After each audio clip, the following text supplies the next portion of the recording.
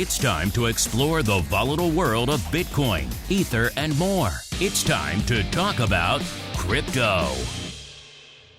All right, everybody, welcome to this special early edition of the crypto segment here, recording outside of our usual time because it's not our usual week. There's a new product hitting the tape out there, so we wanted to make sure we had time to talk about it here on the show. And I'm pleased to be joined now for this segment by the guy who talks about all things crypto over there at CME, Mr. Tim McCourt, the Managing Director and Global Head of Equity Products. He also hangs his hat in a crypto or two over there. Tim, welcome back to the TWIFO program, sir. Mark, always good to be here. Looking forward to today's conversation. Certainly an exciting week at CME with the launch of Micro Ether yesterday. And excited to talk all things crypto. It's been a rare 2-month hiatus since you last joined us. You last joined us exactly 2 months ago on October 7th. Since then, you've been a little busy. Things have been popping off in your neck of the woods. But let's get to what we're here to talk about today first, which is, of course, the launch of the latest addition to the CME crypto offering. You know, we've been talking about Bitcoin futures for a while. Then you had micro Bitcoin futures. And, of course, you finally had the options out there. Then fast forward to ETH. And now people have been waiting for a while to get their hands on a bite-sized ETH contract. And Tim, you finally delivered one for them this week. What did you guys launch actually just yesterday as we're recording this, sir? That's right. You know, it's certainly been something we heard increasing in popularity from market participants and all your listeners out there is that given the success not only of Bitcoin and Ether, but of micro Bitcoin that we launched back in May, people really wanted that smaller size micro Ether contract and super excited to have it launched yesterday. We're off to a great start. The CME micro Ether futures are now officially live and available for trading. And it's, you know, just like its older sibling, the ETH contract, the symbol for micro Ether is NET, and it's based on the CME CF Ether dollar reference rate, which is everyone knows now is the once a day reference rate of the US dollar price of Ether. It's based on the same consistent exchanges, so Ether dollar transactions from Bitstamp, Itbit, Coinbase, Gemini, and Kraken, which represent a pretty wide swath of the Ether US dollar fiat spot trading. So it's very exciting. I think the one thing to note, though, is it is just like micro Bitcoin. It is 1/10 of one ETH in terms of the size. So as you remember, you know, what's interesting is when we introduced or announced the regular Ether size contract, Ether was trading $400 or $500 per ETH. Now at $4,300, I think today, this will place the micro Ether at about $400 plus in terms of contract value. Very right sized and precise to enable some of that scaling, that trading up and down that people like to do. What I'm really excited about, just a lot of like the other micro contracts at CME, whether micro E-mini, micro WTI, micro Treasury, is it allows you to put a little bit into the asset class. You know, this is not necessarily the same capital commitment required if you wanted to get involved in cryptocurrency trading. You can now put a little bit of your portfolio in it and still trade lots of other great things at CME. So super excited about micro Ether, and I think it's going to be really welcomed by all the active traders out there, as well as the institutions who are already involved in crypto at CME. We've been hearing this for a while from our audience on our Crypto Rundown program. There is a certain definite strong element of the audience. I mean, Bitcoin gets all the headlines and makes all the waves out there, but there is a enormous segment of the audience who really focus primarily on ETH. That's kind of their number one crypto asset and all of the related products that swirl around it. So I know for a lot of them, they've been waiting for this day because you launched the ETH future, but as you mentioned, it was a little bit big for a lot of the retail audience out there. Now you have this smaller 1/10 of one ETH size contract. I know it's only been a day, Tim, but how are we looking in terms of numbers? I have to imagine this one's probably going to resonate with a lot of people. Yeah, for sure. It's also a great start. So yesterday we traded a little under 1,000 contracts, which is great for any first day of trading of a new futures contract. And we have just a touch under 700 contracts that remained in open interest, which is also great to see. When we launch new contracts, we like that interrelationship between trading volume and OI. We like those numbers to grow together. So it's not people just kind of flipping in and out of the contract on day one. People traded it, they held it, really reaffirming that value prop that we had, that this is a great way for people to access the Ether or to access the Ether market and gain some of their exposure in these now smaller right-sized contracts. We've seen great participation across the globe with flow coming out of the US, Europe, and Asia. We saw trades go up Sunday night at 6 p.m. Eastern when we first turned the machine on. And we're seeing a growing number of accounts today which is day 2 here on the 7th, and off to a great start. I'm really excited. We're actually seeing volume also in the front month, December, as well as the next month, January. So already getting some volume spread across the curve, which is great, 2 days in. And really pleased with how the first few days have gone here for Micro Ether. Interesting time to launch a new crypto contract, of course, around the tail end of a bit of a mini flash crash out there in most of the leading crypto over the weekend. Now, of course, coming out of that tail end of that, and ETH having a bit of a rally. So an interesting time, Tim, to be putting a new contract out there. I know you announced this a while ago, so you can't really change the date now, but was there any consternation going into that date, seeing all the madness unfolding over the weekend? No, it's a good question, but I think actually it makes it a little bit more exciting, right? Because when we think about some of the central benefits that the futures contract provides, it's really either to access the market or hedge existing positions. So regardless of the direction of travel, if it's red or green for the day, a little bit of price action always helps remind people of why futures are beneficial in terms of their trading strategy. And I think when you look at now the micro-sized Ether contract at 1/10 of an Ether, 1/500th of its older sibling, the ETH contract, which has a 50x multiplier for Ether. It also certainly reminds people of how a smaller contract can be helpful if you are trading in these maybe faster markets where the price action is a little bit elevated versus other days. Now you can scale up or down in much smaller size capital increments. Again, $400 to $500 a clip per future. So I think it also gives just a more useful tool to be more precise, especially if you're seeing a pretty wide trading range for the day, positive or negative. Micros are a great way to take part in some of that price discovery action. Speaking of that recent sell-off and now somewhat of a return to normalcy out there in the crypto space, obviously we've seen a resurgence of vol recently, resurgence of volume across the board. What sort of interesting trading developments have you been seeing over there across the crypto landscape at CME in light of this massive move? We saw, I think, 17,000 handles at one point from top to bottom in that sell-off in Bitcoin. What kind of numbers have you been seeing over there at CME during that, Tim? Yeah, so it's interesting. So just looking at the month of November, so it's the last full month of performance we have here, which November saw a fair bit of action, I would say, in terms of price as well. The BTC futures, the OG, as I like to say, the 5X Bitcoin contracted almost 10,000 contracts a day in November, worth 50,000 Bitcoin equivalent. And the OI for the month was 15,000. So really going strong. And then when we look at Ether futures, which, are only a few months old, not even 1 year old here in 2021, they traded 6,000 contracts a day in the month of November, again, with an average open interest of about 5,000 to 6,000 contracts per day.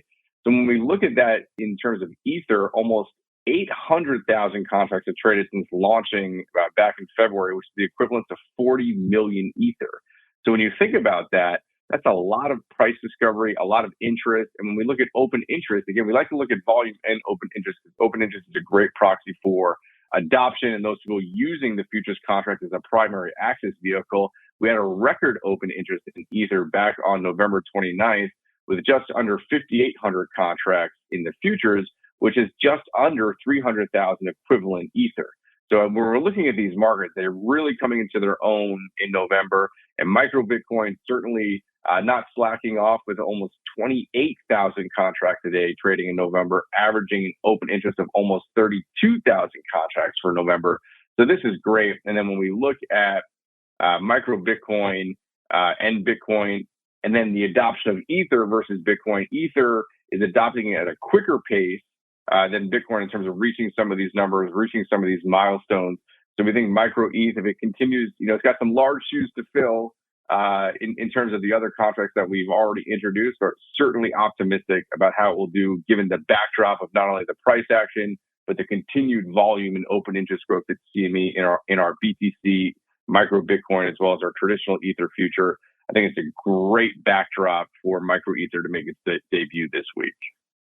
Well, the last time you and I chatted, Tim, like I mentioned, was on October 7th. Since then, a few things have happened in the market, including a tidal wave in the crypto space, which was the launch of the ProShares BITO ETF, which, of course, cues off of and trades off of your futures over there at CME. I'm hard-pressed, Tim, to think of another product that launched recently that got as much attention as this thing did. I've said it before. This is the fastest I think I've ever seen OCC on the equity options front list options from the listing of the underlying to options. I think we had them in our hands within 48 hours. It might have even been faster than that. I can't recall any other hot IPO ever on the planet getting options listed that quickly. So clearly there was a lot of attention on this. I also can't recall the last time so many people hit me up about things like negative roll yield and position limits. All these things that are relatively esoteric were suddenly top of mind and being discussed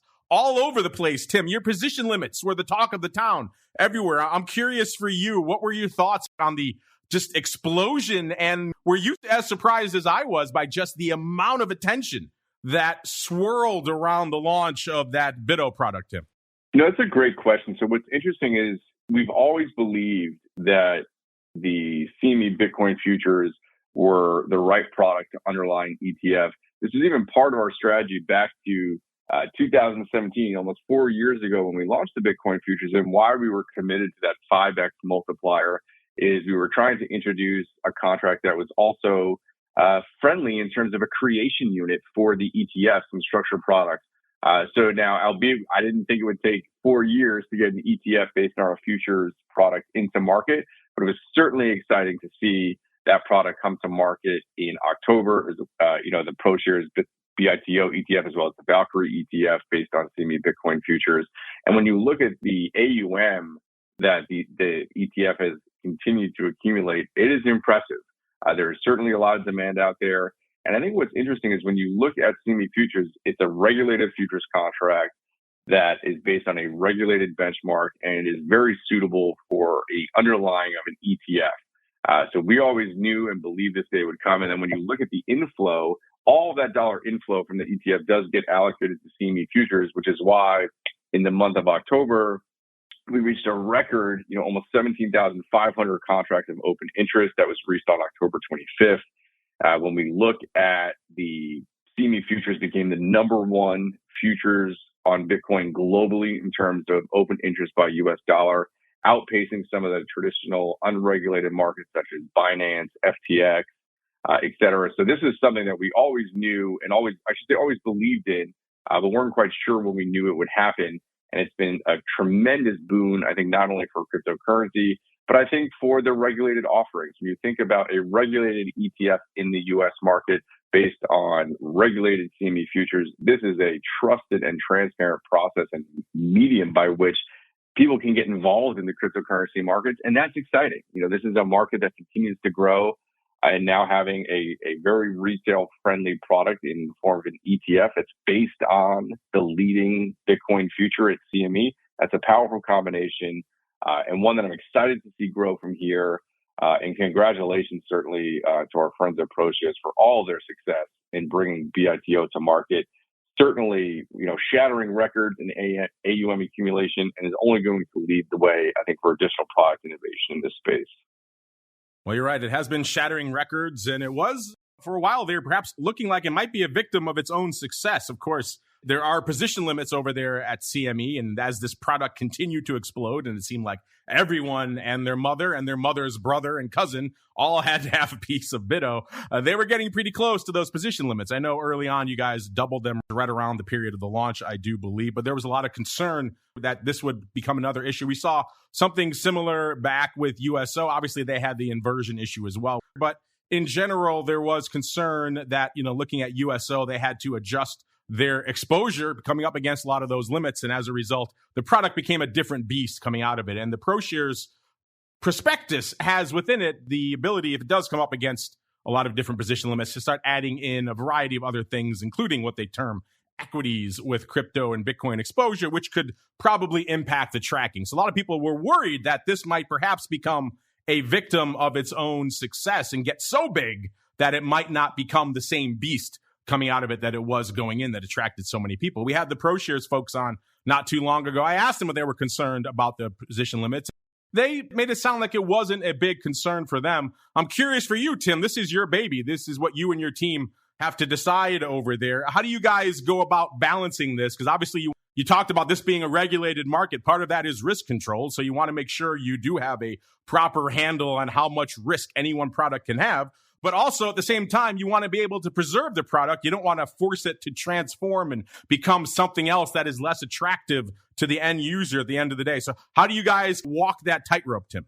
Yeah. So again, what I was just saying is, let's just say again that the approval of the ETF based on the CME Bitcoin futures is an important milestone for our futures and certainly a positive development for the broader Bitcoin ecosystem.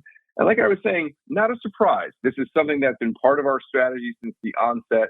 So when we look at the risk controls and the controls that CME has in place to ensure the orderly price discovery of our contracts and the ongoing surveillance of our contracts, position limits is one of the many tools that the exchange utilizes to maintain that orderly price discovery and risk transfer process. For Bitcoin, though, as you mentioned, Mark, we did expand the position limits in the month of October. That took effect with the November contract going front month. But it's important to note that that only the front month contract is subject to position limits for Bitcoin. That front month position limit was increased to 4,000 futures contracts again on October 29th when that November contract became front month. There is a feature that requires as the contract approaches roll, that limit goes from 4,000 to 2,000 to maintain an orderly roll market. But when we go outside of that front month position limit, CME also employs accountability levels, which means beyond that front month limit, a participant can hold up to 5,000 contracts in any one deferred contract month and a net of 5,000 in one direction across all deferred contract months. So there's certainly plenty of capacity, to use that word, when you look at the 4,000 front month and then position limit and then the 5,000 contract accountability level for the next effective 5 to 6 contracts, depending if the December, that second December is listed in Bitcoin, because we always list the first 6 months and the next 2 Decembers. So we're not concerned in terms of market participants' ability to manage the inflows. And then there are also things which the exchange has at its disposal. We can always review position limits and increase or adjust them as needed. We also have the ability for market participants to request or apply for a hedge exemption, which our market regulation department will evaluate. There are lots of things that CME has that can balance allowing the product to grow in an orderly fashion that is not disruptive to the risk transfer or price discovery process, and balance that with our need to make sure that we continually have integrity in our markets. So I'm not concerned. I think there's plenty of capacity. We're constantly engaged with all market participants. And this is something, but to your point, I've never seen so much interest in position limits. And if anyone out there is still curious as to how they work, I just suggest they go to cmegroup.com and they can read all about the position limits and know what those various levels are by contract. But again, it's something that I think is been not an issue to date. And it's something we continue to monitor on an ongoing basis, as we do with all our contracts, not just Bitcoin. You're right, Tim. I've never heard so many people interested in position limits. It's definitely a hot topic these days. So it sounds like you're with the ProShares folks. You're not too concerned that the position limits are going to negatively impact the BITO product going forward, Tim. Yeah, I think, and I think the other thing to keep in mind too is given the nature of how the product is designed and structured, as with other futures-based ETFs, the holdings are published daily and are publicly available within the BITO product, and they're very transparent about what they're holding in front month and what they're holding in deferred month. So this is something that I don't think people should be too concerned with, but it's something that everyone at the exchange is monitoring with respect to our surveillance and market reg departments. But it's also something that if people want to learn more about it, all the information is out there, not only on the CME side, but also on the ProShares side, because the holdings of the ETF are made publicly available every day. And I'm legally obligated to ask you this next question, Tim, because, the Bitcoin complex is looking pretty good now. We have the Bitcoin futures, the micro Bitcoin futures, and of course, the Bitcoin options. We're getting there with the ETH complex. It's almost complete. We got the ETH future and the micro future. You know what we're missing, Tim? So, what I'm going to ask you next. When are we going to see the options, sir? Always a great question, Mark. And we always listen to our customers and all your great listeners out there.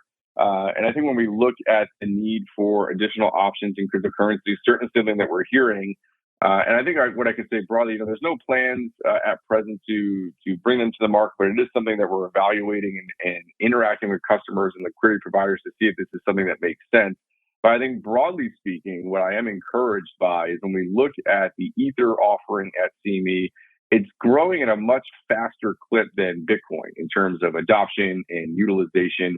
And I think that really speaks to when you think about all of the customers out there, whether they're the active individual trader or an asset manager or a crypto native trading firm, as well as now you're hearing more and more chatter out of the sell side banks, is once an institution adopts Bitcoin and takes that first step into trading the regulated cryptocurrency products at CME Group, it's a much quicker step for them to move to Ether, because they've already have taken that first step into crypto. And once they understand Bitcoin, Ether, like Bitcoin, like all of our other financially settled contracts at CME, it plugs and plays, or someone likes to say and point out the term to me, which I love, is it's backward compatible with all their existing processes. It's easier for them to get involved in the Ether ecosystem once they've already adopted Bitcoin. So I think that will speak to a growing acceleration, or in terms of the cadence at which our market participants, our customers, are willing to take that step to the next product. They themselves are also needing some less time in between the product rollouts, which is great to see. So we'll continue to work with them to see when it might make the best sense to introduce or expand our crypto option offering at CME. Well, Tim, we're coming up against it. We could probably talk crypto for the entire time here, but you also spend your day job when you're not talking crypto, talking about a little bit of equity. So let's head out there really quickly next. It's time to explore the volatility swings, skew changes, and hot options trades in your favorite indices. It's time to talk equities. All right, Tim, last time you and I chatted, like I said, was a couple of months ago. Since then, we have seen some interesting developments in the broad equity market, in particular over the course of the past few weeks. We've seen the rise of this new Omicron variant out there, which has spooked markets, caused multiple sell-offs and then multiple rallies. So we saw a lot of volatility coming back into the marketplace. Some of that has been squeezed out now. I'm curious for you, Tim, what have you been seeing out there in the equity complex at CME over the past month or so? It's certainly been an interesting backdrop for the global equity index complex. I think, Marcus, some of the events you mentioned certainly have led to some increase in volatility and quite a bit of chop, right? I think it's the technical term we like to use in the equity markets these days. But I think what I'm honestly surprised and a bit curious by is the elevated levels of volume and volatility have somewhat persisted, even though some of the news, whether it was more macroeconomic driven around inflation or the introduction of a new variant of the coronavirus, it's persisting when you think about the volume, the volatility. It's not quite that pop, and then we see a retracement for 2 or 3 sessions. Here we are on the 7th of December, and I feel like we're in a very continued elevated volume and volatility state that really started just before Thanksgiving. So this is something that's interesting, and I'm sure a lot of fun for traders out there. As well as just increases. A theme that we've been pushing here at CME all year is index choice matters. In these type of index moves, in these type of index environment, the S&P and the NASDAQ and the Dow and the Russell are all behaving differently. So lots of products out there. And I think it was actually just the end of last week, our micro E-mini Russell 2000 contract, I think, had a single day trading record of about 440,000 contracts trading in the micro Russell. Which is phenomenal. I mean, that's, certainly multiples of, I believe, of the previous record. But again, index choice matters and lots of different size products to do here at CME. And it's going to be a lot of interest as we head into expiry later this month on the 17th and then into year end. Typically, this is the quiet week in December as we head into year end, but certainly nothing been quiet about the last few sessions. So it's going to be an exciting few weeks here as we head into year end. And we got to wrap up here, but we have one question I kind of want to squeeze in before we go, Tim, because it kind of touches on the 2 hats that you wear day to day, which is equities and, of course, crypto. This comes in from Jose A. We've been getting a lot of variations on this question over the course of the past few weeks, which I guess is some indicator of what we're seeing out there in the markets right now. But Jose A. wants to know, he says, I'm watching all of these market developments over the past few weeks, and it has me wondering what the heck is going on with crypto, specifically Bitcoin. This product that was supposed to be its own beast and move to the beat of its own drummer is now falling and rallying alongside the S&P and the Qs. Am I crazy? Is this just a short-term phenomenon, or is this the result of so many stock traders flocking into the crypto market? So this kind of goes back to a theme we've heard a few times now, Tim, from many listeners, which is, people are a little bit surprised especially if they're newer to crypto, that they're seeing the big major cryptocurrencies moving, as he points out, kind of in lockstep with the major indices. Obviously, you spend your day in both of these marketplaces. Have you been hearing similar queries or complaints from your customers over there? And what are your thoughts on what is driving the seeming interlinkage between these markets these days, sir? Yeah, that's an interesting question. I would say still broadly speaking, notwithstanding some of the last trading sessions, I still think largely we're of the opinion crypto remains an uncorrelated asset. Although some correlations are maybe forming more strongly than others, largely speaking remains uncorrelated. Particularly when you look at Bitcoin as a deflationary asset in an inflationary time period. But I think what the other thing we've been hearing, and I think this really speaks to what we've been seeing the last few days, is in these type of market movements, when you're either seeing kind of the old school risk on, risk off appetite because of the familiarity of other traders, I think crypto is becoming some of that, getting swept up in some of that movement. If you're taking things off the table because maybe the equity markets are drawing down, you might be peeling back or paring back a little bit of everything. So I think right now in this type of market where there's a lot of shop in equity, I think you're just seeing similar personal habits from traders and institutions as they're deploying similar strategies as they would in equity or other asset classes to crypto in terms of how they're trading. I think right now it's more maybe a little bit risk on, risk off is maybe the tail wagging the dog, so to speak, rather than the fundamental, is this an uncorrelated return? So I think that's the way I would answer that question. And like we know in crypto, that might be my answer today, but likely to change tomorrow. So it'll be interesting to watch how these relationships continue to behave in these markets. All right, Tim, that music means we've come to the end of our brief sojourn here through this quick hit on all things crypto and a little bit of equities mixed in there as well. But before we go, Tim, if anyone out there maybe has questions along these lines for you and your team, or maybe you just want to leave them with a hint, a tease of what they can expect from you and your team over there coming down the pike from CME, now is the time, sir. The floor is yours. Yeah, so great catching up today. I would always suggest that folks go to cmegroup.com, a tremendous amount of educational resources and information for all things crypto, equities, as well as all the other asset classes we have at CME. And as we head into year end, I'm looking excited to wrapping up the year. And as always, we always joke around, Mark, stay tuned, because I'm sure, I don't know what it is yet, I'm sure I'll be back in the new year announcing some new and exciting product. Just encourage everyone to tune in next time I'm on the show and visit cmegroup.com in the meantime. Well, you have a good track record so far this year. Every time you show up, you got some new market-altering development or product up your sleeve that we have to talk about, Tim. So your track record this year so far has been pretty good. It's going to be hard to match the BITO, but we'll see. We'll see what you guys can do over there. And stay tuned, of course, to the rest of the programming coming up over here on the network. Of course, after TWIFO, we have Vol Views on Friday. And then for all of you in the Secret Club, we have, of course, Options Oddities. And then back again next week, all the way through to another episode of This Week in Futures Options. This Week in Futures Options is brought to you by CME Group, the world's leading and most diverse futures and options exchange. CME Group's markets help individuals and businesses around the world manage risks and seize opportunities. CME Group offers the deepest and most liquid options on futures across all asset classes, including interest rates, equity indexes, foreign exchange, energy, agriculture, and metals. For more information and educational resources about futures options at CME Group, visit cmegroup.com/options. This Week in Futures Options is also brought to you by FTSE Russell, a leading global provider of benchmarks, analytics, and data solutions. Investors in the U.S. and around the world are using FTSE Russell indexes to benchmark their investment performance and create investment funds, ETFs, structured products, and index-based derivatives. Many Options Insider Radio Network listeners will be familiar with the Russell 2000 Index. Russell 2000 futures and options are currently trading on the Chicago Board Options Exchange and CME Group. For more information, please visit ftserussell.com, cboe.com, and cmegroup.com. This broadcast is intended for informational and educational purposes only and does not constitute trading advice or the solicitation of purchases or sale of any futures or options. The rulebook of the applicable exchange should be consulted as the authoritative source on all current contract specifications.